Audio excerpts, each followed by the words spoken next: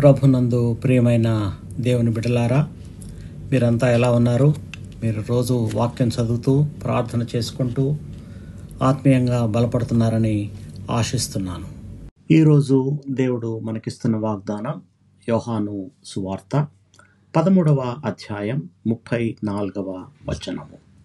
నేను మిమ్మును ప్రేమించినట్లే మీరును ఒకరినొకరు ప్రేమించవలెను.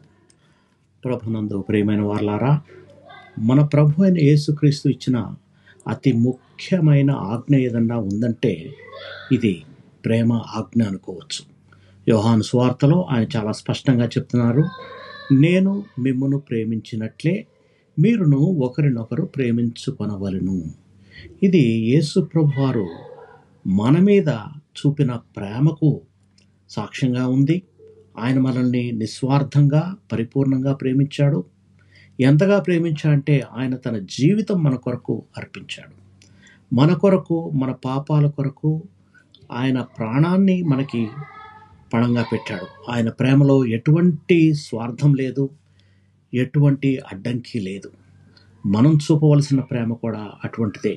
మనకు యేసు ప్రభు చూపిన ప్రేమ ఒక మాదిరి.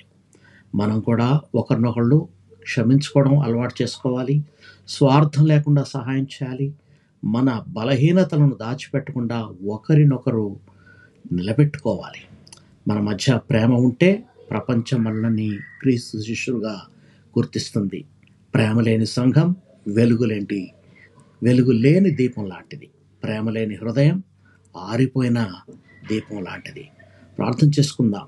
మమ్మల్ని మిక్కిలిగా ప్రేమించిన మా ప్రియ పరలోకపు తండ్రి, అయ్యా, మీరు మాపై చూపిన నిస్వార్థమైన ప్రేమను గుర్తుంచుకునే కృపను మాకు ప్రసాదించు.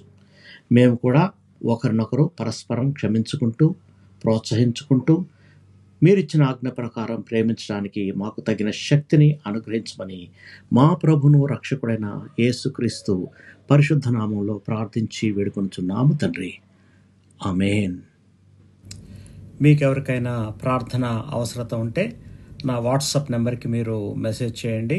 +965 9472 4454. దేవుడు మిమ్మల్ని సమృద్ధిగా ఆశీర్వదించి బలపరచునుగాక. Amen. God bless you all.